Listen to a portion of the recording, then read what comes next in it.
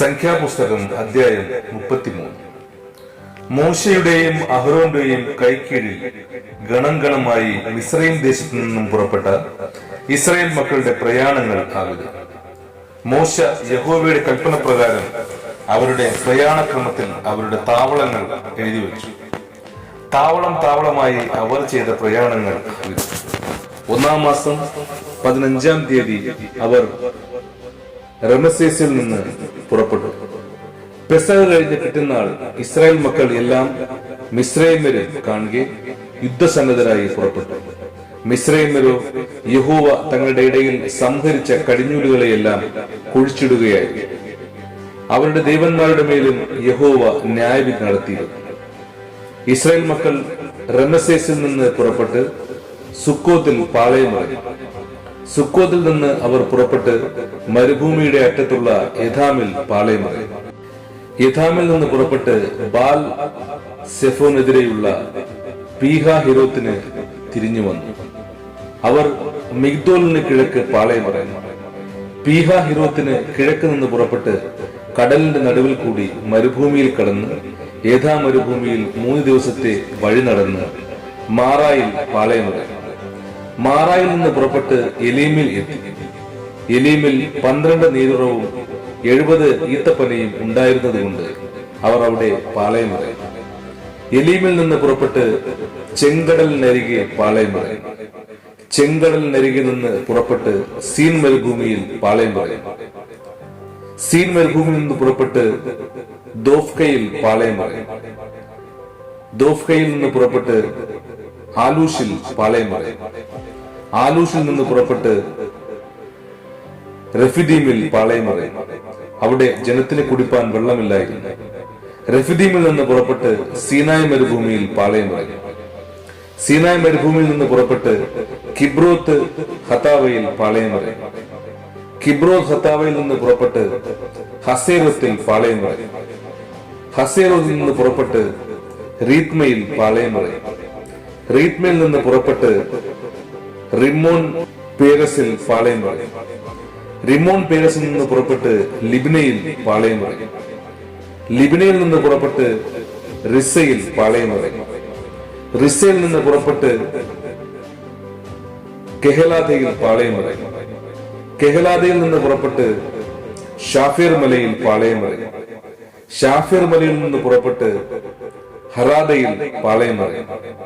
ഹറാദയിൽ നിന്ന് പുറപ്പെട്ട് മഖ്ഹോലത്തിൽ പാളയമിറങ്ങി. മഖ്ഹോലത്തിൽ നിന്ന് പുറപ്പെട്ട് തഹത്തിൽ പാളയമിറങ്ങി. തഹത്തിൽ നിന്ന് പുറപ്പെട്ട് താരഹിൽ പാളയമിറങ്ങി. താരഹിൽ നിന്ന് പുറപ്പെട്ട് മിത്കയിൽ പാളയമിറങ്ങി. മിത്കയിൽ നിന്ന് പുറപ്പെട്ട് ഹഷ്മോനയിൽ പാളയമിറങ്ങി. ഹഷ്മോനയിൽ നിന്ന് പുറപ്പെട്ട് മൊസേറോത്തിൽ പാളയമിറങ്ങി. മൊസേറോത്തിൽ നിന്ന് പുറപ്പെട്ട് ബെനേയാക്കാനിൽ പാളയമിറങ്ങി. ബെനേയാക്കാനിൽ നിന്ന് പുറപ്പെട്ട് ഹോർ ഹഗിദ് ഗാദിൽ പാളയമിറങ്ങി. ഹോർ ഹഗിദ് ഗാദിൽ നിന്ന് പുറപ്പെട്ട് യോദ്ബാദയിൽ പാളയമിറങ്ങി. യോദ്ബാദയിൽ നിന്ന് പുറപ്പെട്ട് അബ്രോനയിൽ പാളയമിറങ്ങി. അബ്രോനയിൽ നിന്ന് പുറപ്പെട്ട് യെസ്വാൻ ഗബേരിൽ പാളയമിറങ്ങി. യെസ്വാൻ ഗബേരിൽ നിന്ന് പുറപ്പെട്ട് സീൻ മരുഭൂമിയിൽ പാളയമിറങ്ങി. അതാകുന്നു കാദേശ്. അവർ കാദേശിൽ നിന്ന് പുറപ്പെട്ട് ഏദോം ദേശത്തിന്റെ അതിരിങ്കൽ ഹോർ പർവ്വതത്തിങ്കൽ പാളയമിറങ്ങി. പുരോഹിതനായ അഹ്റോൻ യഹോവയുടെ കൽപ്പന പ്രകാരം ഹോർ പർവ്വതത്തിൽ കയറി ഇസ്രായേൽ മക്കൾ മിസ്രയീം ദേശത്ത് നിന്ന് പോന്നതിന്റെ 40-ാം സംവത്സരം 5-ാം മാസം 1-ാം തീയതി അവിടെ വെച്ച് മരിച്ചു. അഹ്റോൻ ഹോർ പർവ്വതത്തിൽ വെച്ച് മരിച്ചപ്പോൾ അവന് 123 വയസ്സായിരുന്നു. എന്നാൽ കനാൻ ദേശത്ത് തെക്ക് പാർത്തിരുന്ന കനാന്യനായ അരാദ് രാജാവ് ഇസ്രായേൽ മക്കളുടെ വരവിനെ കുറിച്ച് കേട്ടു. ഹോർ പർവ്വതത്തിങ്കൽ നിന്ന് അവർ പുറപ്പെട്ട് സൽമോനയിൽ പാളയമിറങ്ങി. സൽമോനയിൽ നിന്ന് പുറപ്പെട്ട് പൂനോനിൽ പാളയമിറങ്ങി. പൂനോനിൽ നിന്ന് പുറപ്പെട്ട് ഒബോത്തിൽ പാളയമിറങ്ങി. ഒബോത്തിൽ നിന്ന് പുറപ്പെട്ട് മോവാബിന്റെ അതിരിങ്കൽ ഈയെ അബാരിമിൽ പാളയമിറങ്ങി. ഈമിൽ നിന്ന് പുറപ്പെട്ട് ദീബോൻ ഗാദിൽ പാളയമിറങ്ങി.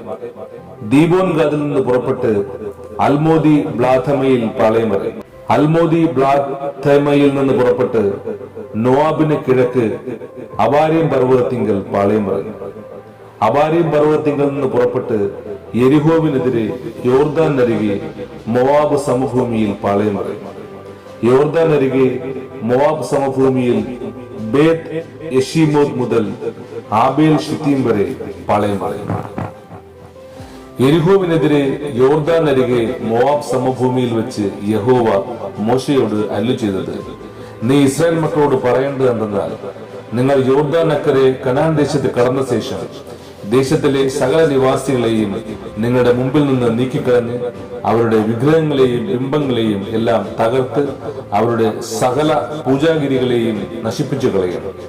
നിങ്ങൾ ദേശം കൈവശമാക്കി അതിൽ കൂടെ പാർക്കണം. നിങ്ങൾ കൈവശമാക്കേണ്ടതിന് ഞാൻ ആ ദേശം നിങ്ങൾക്ക് തന്നിരിക്കുന്നു. നിങ്ങൾ കുടുംബം കുടുംബമായി ദേശം ചീട്ടിട്ട് അവകാശമാക്കണം. ആളേറെയുള്ളവർക്ക് ഏറെയും കുറെയുള്ളവർക്ക് കുറെയും അവകാശം കൊടുക്കുക. അവനവന് ചീട്ട് എവിടെ വീഴുന്നുവോ അവിടെ അവന്റെ അവകാശമായിരിക്കും.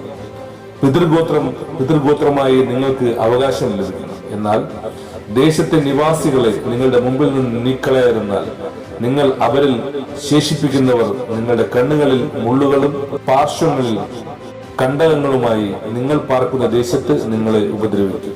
അത്രയുമല്ല, ഞാൻ അവരോട് ചെയ്യുവാൻ നിരൂപിച്ചതുപോലെ നിങ്ങളോട് ചെയ്യും. ആമേൻ.